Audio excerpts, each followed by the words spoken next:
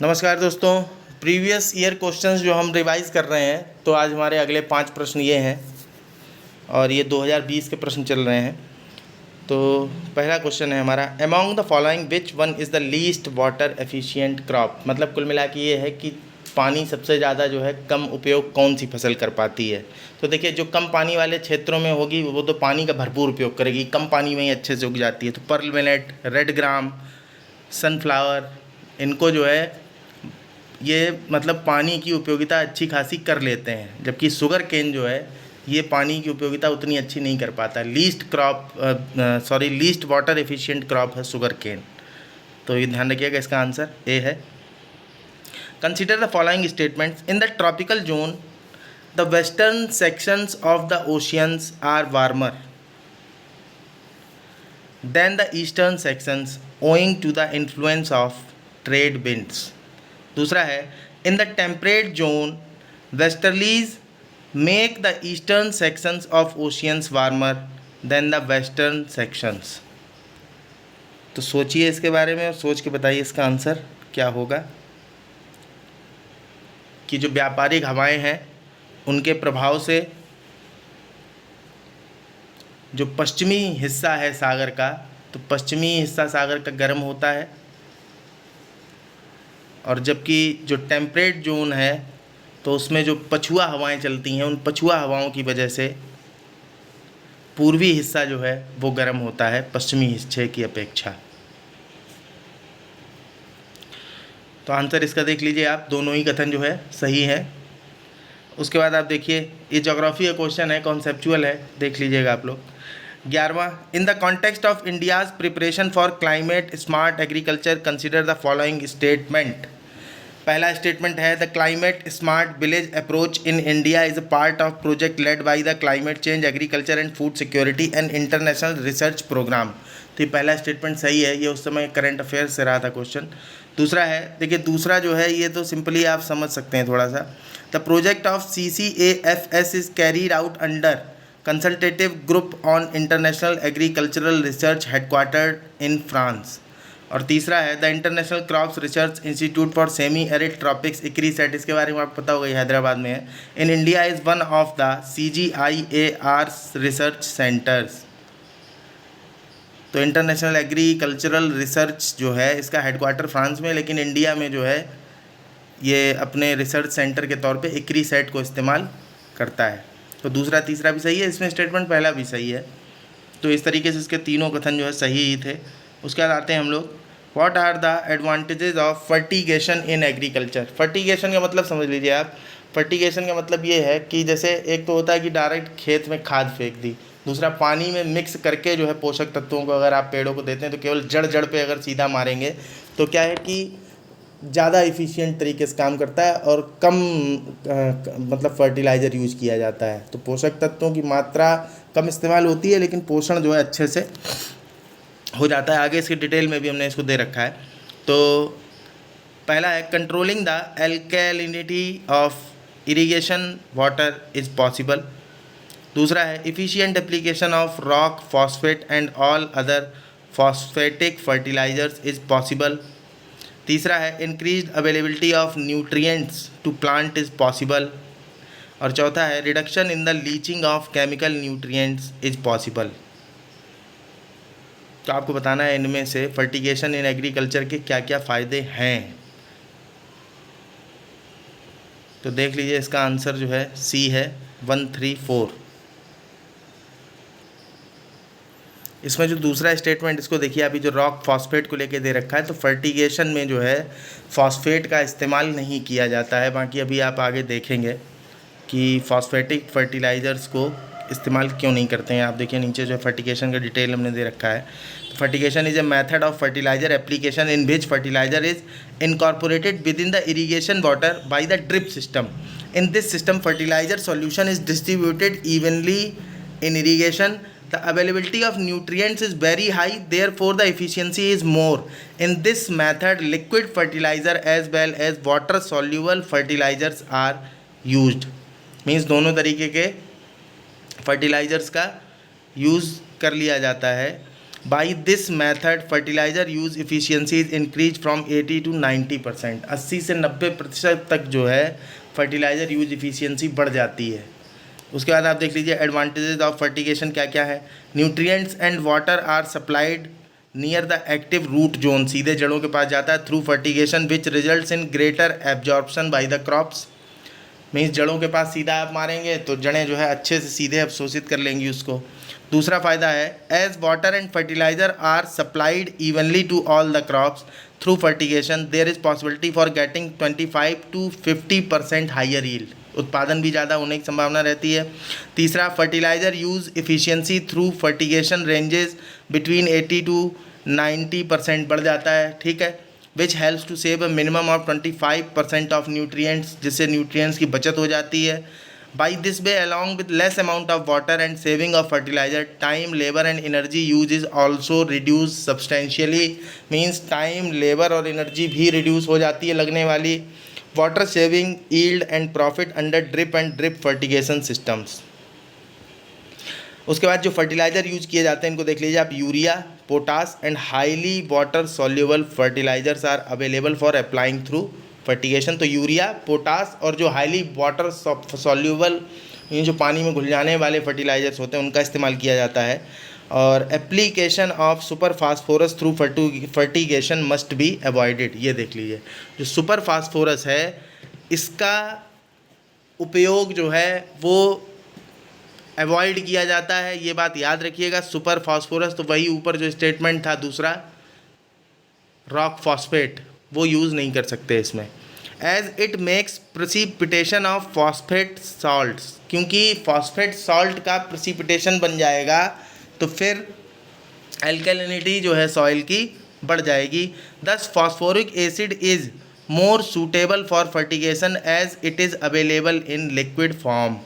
तो देखिए सॉल्ट क्या है, जम जाएगा तो अवशोषित क्या कर पाएंगे, तो इसलिए फॉस्फोरिक एसिड का इस्तेमाल किया जाता है, फॉस्फेट सॉल्ट का इस्तेमाल नहीं किया जाता, ये याद रखिएगा। इसका मतलब ये हुआ कि फर्दर अगर कभी कोई ऐसा लवड़ वाला तत्व तो आपको बताया जाए कि जो जम जाएगा नीचे जाके, तो वो इस्तेमाल नहीं करेंगे फर्टिगेशन मेथड के अंदर।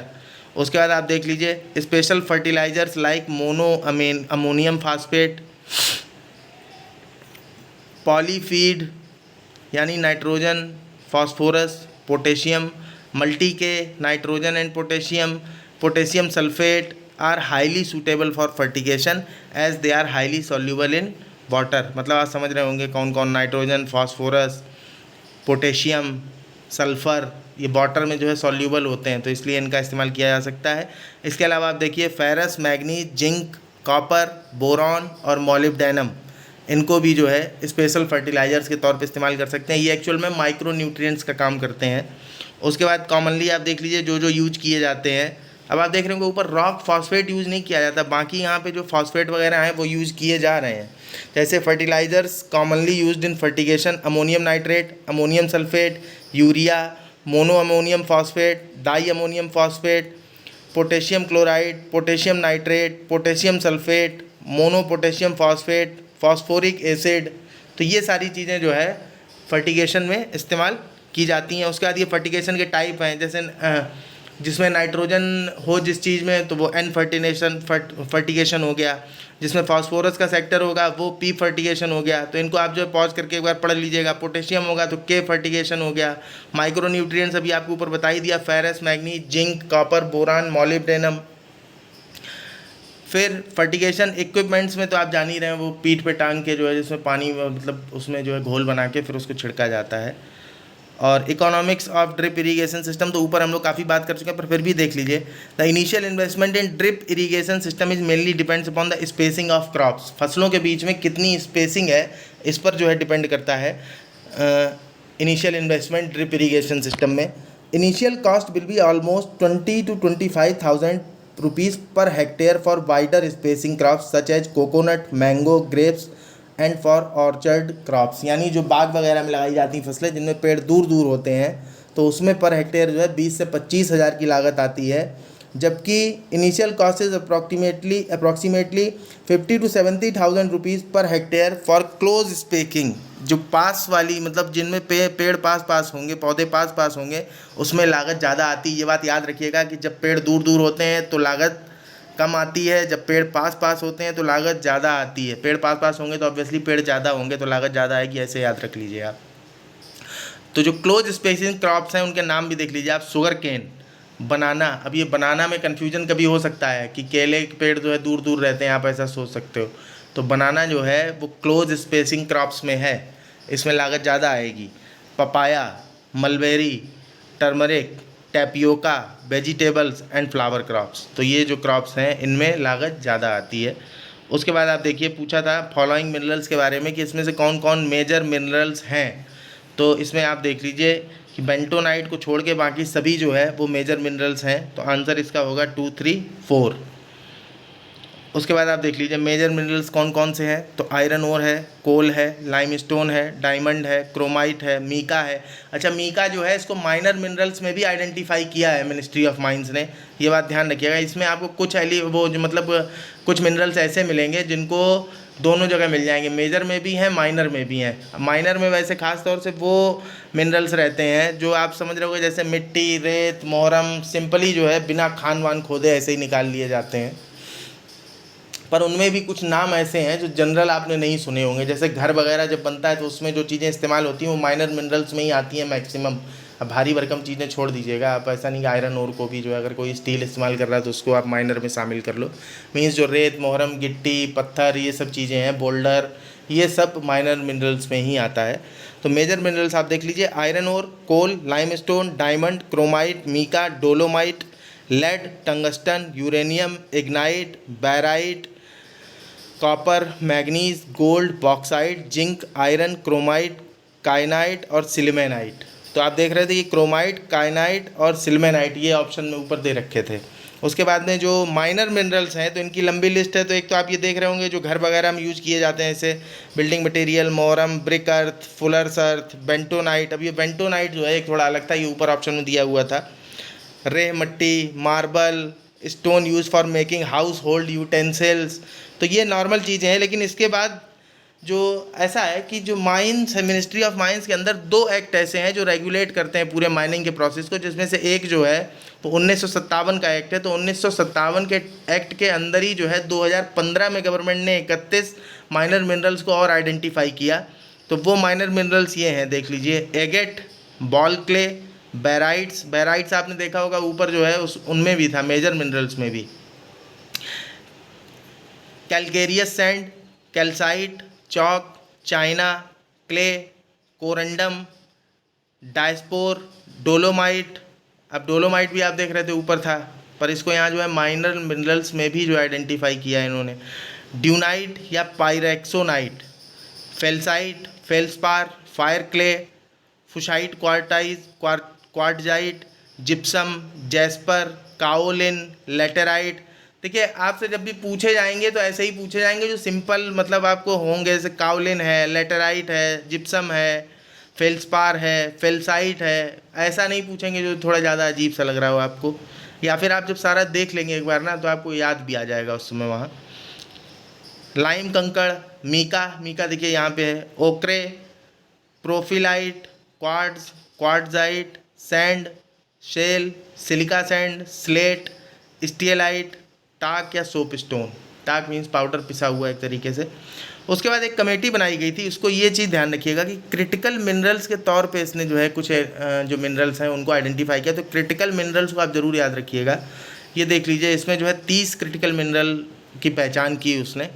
तो वो क्रिटिकल मिनरल्स जो हैं वो है antimony, beryllium, bismuth, cobalt, copper, gallium, germanium, graphite, hafnium, indium, lithium, molybdenum.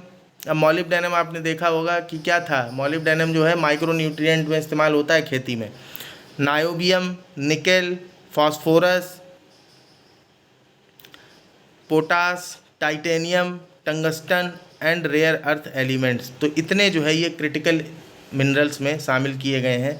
और इसका मतलब आप एक चीज़ ये ध्यान रखिएगा कि रेयर अर्थ एलिमेंट्स कौन कौन से होते हैं, एक बार देख लीजिएगा आप लोग। और यहीं पे जो है आज हमारा 5 जो क्वेश्चन हम लोग प्रीवियस ईयर के रिवाइज़ करते हैं।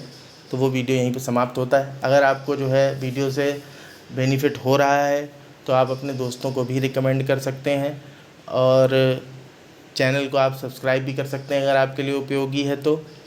बाकी हम लोग जो है फिर से कल अपने नए प्रश्नों के साथ मिलेंगे। अच्छा, एक चीज़ और भी है कि कभी कभी ऐसा होता है कि बाई चांस जो है स्लिप ऑफ टंग हो जाता है तो कुछ मिस्टेक्स हो जाती हैं तो लेकिन बाद में मैं देखता हूँ तो मुझे फिर समझ में आ जाता है, तो आप लोग इससे निश्चिंत रहिएगा। तो अगर ऐसी कभी कोई कहीं मिस्टेक होती है तो मैं उसको फिर आगे अपने वीडियो में बता ही देता हूँ, ठीक है। तो आप इससे एकदम निश्चिंत रहिएगा। कभी अगर कभी ऐसा होता है तो ऐसी कोई भी चूक निकल के मेरे पूरे ध्यान में, मेरे प्रयास में ऐसा होगा नहीं कभी, है ना। तो इससे आप निश्चिंत रहिएगा। चलिए ठीक है, नमस्कार, धन्यवाद।